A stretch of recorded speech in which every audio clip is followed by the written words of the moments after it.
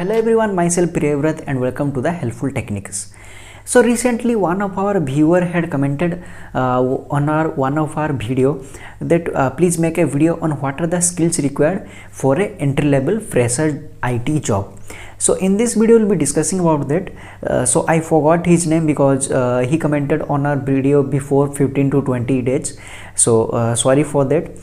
So before discussing further, I would like to highlight one point here which is very much important, and it will be taking hardly 30 seconds to 60 seconds or 1 minute only. So there are n number of job profiles because he only requested to make a video on the skills required for a entry level IT job, and which job profile he is applying for I do not know. So in this video we'll be discussing about that later, but first I need to highlight one thing here. That means in IT job there are n number of job profiles. For software development there are front-end developer, for there are back-end developer and the full stack development, etc. For the testing also there are automation testing, there are manual testing, etc. And also DBA, data analyst, machine learning and the pipeline engineering. There are n number of job profiles. Business analyst, one more. So there are n number of job profiles. So it is not possible for us to cover what are the skills required for each and every job profile in single video. So what we'll be doing here in this video, we'll be discussing what are the minimum skills required for a entry level job profile. It is especially for the non-IT candidates or the candidates those who know very less in this IT field. So there are three types of candidates in the IT field. First one is the below average category, or the candidates those who know very less, you can say 20 to 30% in this IT field or the coding, etc. And then the average category candidates, and third one is the expert level candidates, or the candidates those who are having very good knowledge in this field. So first of all we will be discussing about what are the skills or the minimum skills required for a below standard or the below average students. So before discussing about the IT skills required for the entry level IT job, I would like to say or highlight extra points here. First of all, you need to be a good problem solver, because if you do not know anything in the Java or Python or any other new emerging technologies, no issues. If you are a very good problem solver, or your logical skill is very well or analytical skill is very well, then definitely you will be able to catch that new technology. So that's why you need to be a very good problem solver first of all. And also you have to practice the pseudocode questions, because nowadays most of the companies are focusing on the pseudocode questions only, like Accenture, Cognizant, Infosys and TCS. Nowadays every MNC companies are focusing on the pseudocode questions. So that's previously they were not the pseudocode section in the written test, but right now for the fresher the pseudocode section is must, and the cutoff are also tough or high, you can say, for in this pseudocode round. So that's why I would suggest all of you to practice the pseudocode questions as much as possible. So if you do not know anything about the pseudocode section or what is the pseudocode, then let me tell you in short. So pseudocode is like the process or the steps you need to follow if you are going to solve a problem statement. For example, if I am giving you to add two numbers a and b, so what we will be doing? First of all, you have to take the two variables a and b, suppose 10 and 20.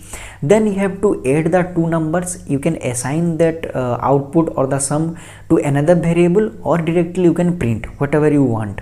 So suppose I am taking another variable c and I am storing the sum of the two numbers, then I need to print. So these are the steps we need to follow in order to save you can say solve a problem statement. So this is called as the pseudocode. So the logically it will be correct, but syntactically it will not be correct. You have to proper write the problem statement, the solution in the proper format, then only you will be getting the output. This is called the pseudocode. So we have already made 5 to 6 videos regarding the pseudocode questions asked in the Accenture, Cognizant and Infosys, etc.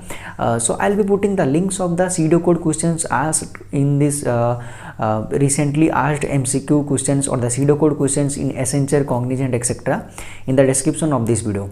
Practice these questions, definitely you will be able to crack the written test in pseudocode. So now let's discuss about the one more thing. English communication skill must be there, very good communication skill, because if you are a good problem solver, you have the analytical or the logical skill, you are very good in that thing, but if you are not able to explain your solutions, or you can say approach to other in front of others, then definitely it is of no use. So the companies always see the good communication skill as well. If you might have seen or not, I don't know, whenever you are applying for a job profile, the communication skill is must.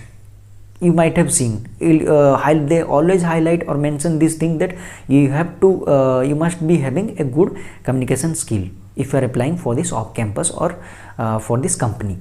So you have to take care of all these things. Then you have to practice some coding skills, or you can say coding rounds or the technologies like C, Java, etc.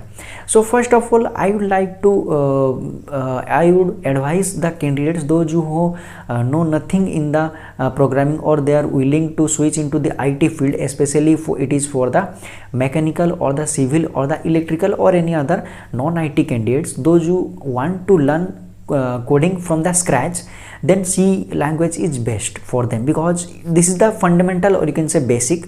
So I hope 99% candidates must have gone through the basic C classes during their graduation in the first or second semester. For me, there was in first year I went through the basic C classes.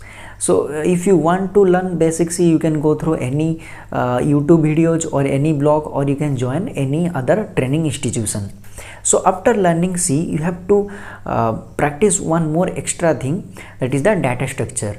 So 99.9% companies always ask in the technical interview that do you know anything in the data structure. Also in the written test, they are asking data structure questions, linked list and stack, tree, hash map, etc, etc. They will be asking basic things in the data structure you must be knowing. First C, then data structure. These two things as of now you have to read properly. Basic knowledge you have to you must be having. Data structure is must. Then one of the programming database programming languages, DBMS concept you must be knowing, because nowadays we are we are dealing with a huge number of data, and in order to store and retrieve the data, you need a database. So SQL or the PL/SQL is one of the easiest you can say the database language here. So you have to PL/SQL is very much easy, and if you are spending 3 to 4 days, definitely you will be able to understand the basics of the PL/SQL, and it is very much important. First C, data structure, then SQL. 3 things you have to practice. Then after that, you might be thinking, I have learned C and Java, C and SQL and DBMS or data structure. Now what? So after that, as we discussed earlier, as per your interest, suppose if you want to go in the data science field or machine learning or data analyst field, then you have to go through the Python programming language. You have to practice the Python programming and the data science concepts. You have to study. If you want to become a Java developer, then you have to learn Java. So as per your job profile or requirement, you have to prepare. But as per my perspective, I'll be saying, or I'll be asking you to go through the Python programming, because Python, as we all know, Python is very much popular right now. But Java is the evergreen subject or code, but Python has different fan base, because Python now dealing with the data science, machine learning, many other things are there in Python, and 95% startup companies ask for the Python, because in Python there are n number of, or you can say many inbuilt features are there, or inbuilt functions are there. Suppose if it is taking 5 to 6 lines of code to solve any problem in Java, then in Python it will be taking one single line of code to solve the problem. So that's why many people like Python. As per your requirement or interest, you can learn either Java or Python, but the syntax is same in Python as compared to Java. So I personally recommend all of you, after learning C, you can learn Java, Python, because later you can learn other things like data science, etc.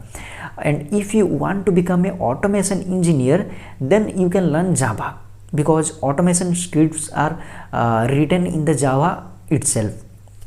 So after that, one of the most important phase comes here, because no YouTuber will be telling you this thing, but I am telling all of you as per my experience. So I am requesting all of you, please don't skip this video or this part right now.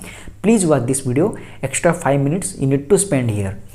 So I have seen that nowadays what is happening, there are n number of online portals or the training portals right now. They will be asking you to join this programming, or you can say coding classes, and within 7 to 8 days you will be getting a certification, or within 15 days you will be getting certifications. They will be giving you the hands-on questions, or you will be giving the exit test at the end of the learning, so that you will be getting a certification or the certificate. So in the internet the answers are there, you can search and just copy paste and you will be getting the certificate. So it is of no use, because companies search for two things whenever they are hiring for a job profile. So the first one is the experience, related experience they ask for always. If you might have seen, or I don't know, suppose if they are hiring for the backend developer or the front-end developer, for the Java or the Python developer, they just mention the experience in this Django or Django or the framework, etc, etc. They just mention experience in. They never mention what are the minimum experience required for this specific job profile. That means 0 to 2 years. Very less companies mention. So 0 to 2 years also, that means they are considering the people those who are having 2 years of experience. So suppose I am a candidate here having 2 years of relevant experience, and you are a fresher. If you have done any online programming classes, if you have attended and have achieved a certification, but if you have not done any relevant project during your training, and after that you will not be being shortlisted here, because you don't have any relevant experience and you have not done any related project, or the project related to that specific job profile. So I am requesting all of you, whenever you are learning the specific technology or the skill, after learning or during learning, you need to do a minor project or major project, whatever you want. At least a small project you can search in the internet. Suppose you are learning Java or Python, you can search in the internet or Google that the small projects for the beginners in Java or Python. You will be getting n number of blogs. Go through that, copy the codes, you can paste it out, try to understand what is the functionality, why they have used this line. Then you can add extra stuffs as per your requirement, or you can say you can do some permutation combination, you can do the modification, so that what will be happening when the interviewer is asking what are the extra stuffs you have done, you can mention, as per my knowledge I have added this extra stuffs or the cool stuffs, so that they will be able to know, yeah, this candidate is really interested in this field. So what happens if you belong to any non-IT category? I have seen that most of that, even I was also I belong to the mechanical engineering background. So I have already when I was a fresher, I used to mention the mechanical engineering projects in my CV or resume. So what happens if you are applying for a IT job profile, and if you belong to the mechanical engineering or any other non-IT field or the background, what happens? They will be saying whether you have done any project related to that specific field. We always mention our last year project, or you can say the last semester or the recently done project, so it is related to our field only, that means mechanical engineering field only. So if I have done any machine or manufactured any machine that is useful or helpful, that can help us in cultivation or room cleaning, then it is of no use, because IT guys will not be using that cultivation thing, because your skill is related to that skill, that thing only, but they are hiring for the IT job profile. So that time itself they will be rejecting your profile. So I have seen that most of the people say I have done this certification, but still companies are rejecting. So they are rejecting because you do not have any relevant experience, you do not have done any relevant project during your training. So that's why they have rejected you. You have the percentage, you have the background, or you can say you have the minimum skills, or you can say the percentage criteria here, but still due to your lack of experience and lack of practical knowledge, they have rejected you. So you have to do a project if you belong to any non-IT category, or even you belong to the IT background. If you do not have done any relevant project, then you are simply rejected. So I would suggest all of you focus on a particular or specific job profile or field, and try to master in that field only. Try to complete 1 to 2 projects related to that field, upload the projects in the GitHub, provide the links in your resume, and mention that projects or highlight that projects, and definitely you will be getting the interview call. Try to do the projects if you do not have any experience, if you are a fresher. So I do not provide much focus, or you can say much importance, or I do not emphasize more in the skills, because there are n number of skills. If you learn, keep learning, then things will not be ended, but you have to put or pick a specific job profile or category, job role here, because if you are applying for software developer, there are front end, back end, etc, etc. If you are trying to become a Java developer or Python developer, focus on that field, try to become perfect in that field. So this is all about this is my humble request to all of you, because and then see your resume will never get rejected. So this is all about this video. So I hope you liked this video. If you liked this video, then please give a thumbs up, and so that we'll be getting more useful videos like this. So thank you for watching.